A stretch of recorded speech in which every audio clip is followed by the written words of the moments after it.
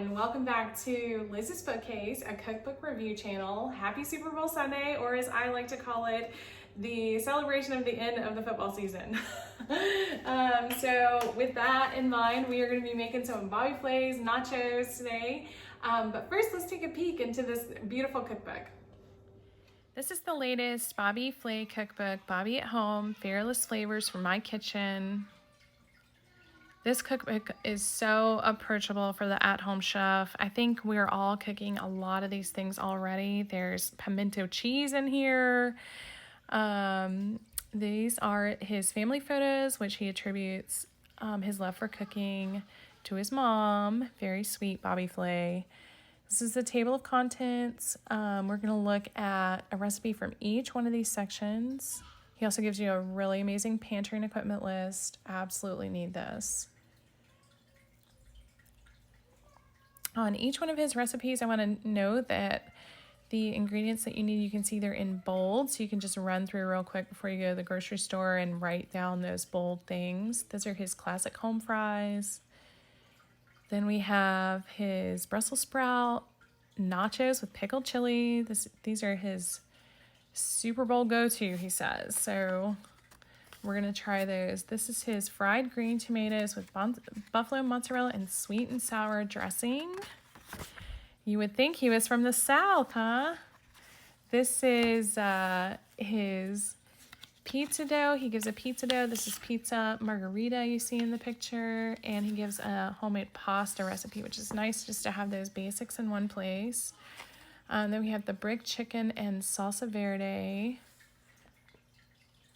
And for seafood, we see his fish taco recipe, which who doesn't love a good fish taco with all the fixins, he says.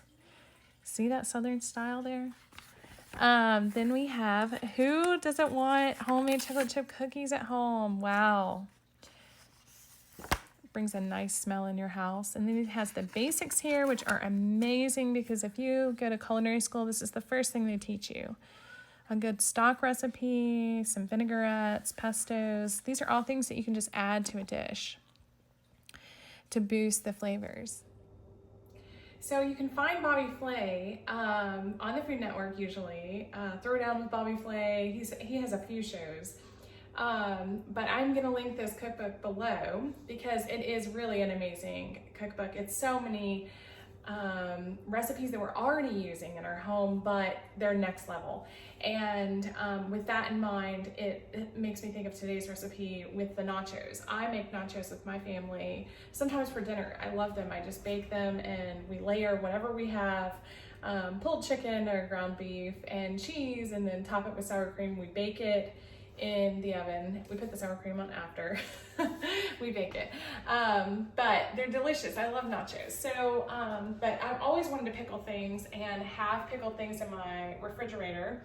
And this is a wonderful recipe to get started with doing that. So let's find out how this pickling process goes for his recipe for jalapeños and for our pickled onions here. And these are two wonderful recipes. They're the recipes that you can find in the back of the book for the basics, because you can add these to anything. He puts them on his cheeseburgers, things like that. So let's take a peek and see how that process went for me.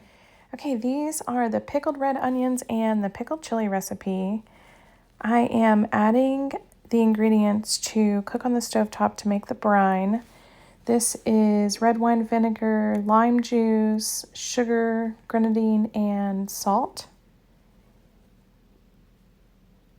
And that's going to cook on the stovetop for 5 minutes. And these are the sliced onions that we're going to pickle. And I'm putting them in the non-reactive container. Then we have, I'm starting to prep for the pickled chili recipe. There are 8 jalapeños there that I slice up and put in another non-reactive container. And then I'm pouring my brine here over the sliced onions. I use a little sieve there so it catches the lime because that was fresh lime juice. And then I'm starting my brine, which is just red wine vinegar and salt and sugar for the jalapeños. I'm doing a little mise en place while I'm waiting for those to set, chopping up my Brussels sprouts for the nachos and the cilantro, and zesting my lime there with a fine zest. And my brine is ready now, so I pour it over the jalapeños, and I have all my other ingredients chopped up. So yes, I love how this process turned out. Now I will tell you, right in the middle of prepping up my ingredients, we've talked about mise en place, I realized that I did not purchase enough limes to be able to do the pickled onions. So I had to stop at the entire process and go to the grocery store and get more limes. He did not tell me how many limes make a cup, which I realize now is 8. Granted, my limes were probably not as juicy as they could have been, but around 8 limes makes a cup, thank you. So anyway, let's get started with the process of making these nachos. Okay, this is the Brussels Sprout Nachos with pickled chilies. I'm starting by creating a blonde roux here with our butter in the pan heating up. Bobby Flays says these are his touchdown recipe Super Bowl nachos, and he made them for his friends a couple years ago and has been making them ever since. So I've added the flour here. Now we're creating our cheese sauce, and we are going to start slowly incorporating the milk to this. Constantly whisking as we're doing this process, and you have to be careful of your heat there to not burn that roux. So I've added in all the milk, and now we are going to add in the Munster cheese. Now my grocery store did not have a grateable Munster cheese, so I had to buy the pre-sliced Munster cheese, and usually when you do that, it can affect these type of recipes.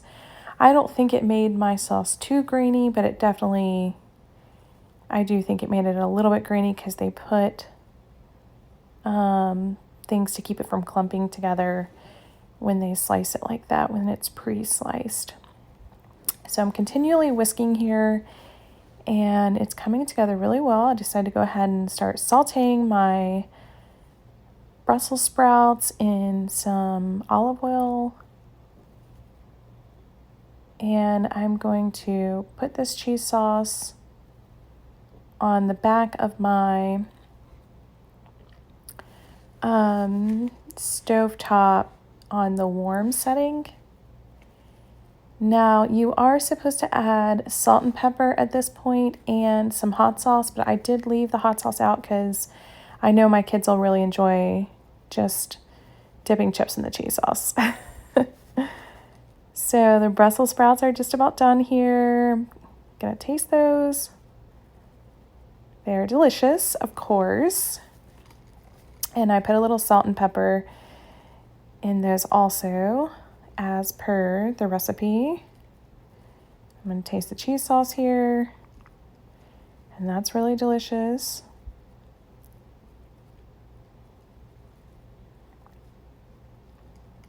So I'm going to set both of those things aside, and then I am going to warm up my chips, my blue tortilla chips. Called for exactly a bag, 8 ounces of tortilla chips. Once those are warmed up, gonna pull them out and start plating up our dish here. The tortilla chips on the bottom. And Bobby served this. Actually, you could just put everything on the tray and serve it, but I kept everything separate because I am gonna just give my kids probably the Brussels sprouts and the cheese sauce and not the pickled jalapenos. So I'll just make individual plates, but you can do it either way. I think it'd be really nice to take to a big group and serve it on the sheet pan there. So I'm doing the cilantro and the lime zest was the last two things I did. And now I'm adding those delicious pickled jalapeños. I tried those separately. They are wonderful. And this is the pickled onions, which just give the whole dish such beautiful color with the green and the red and the blue chips.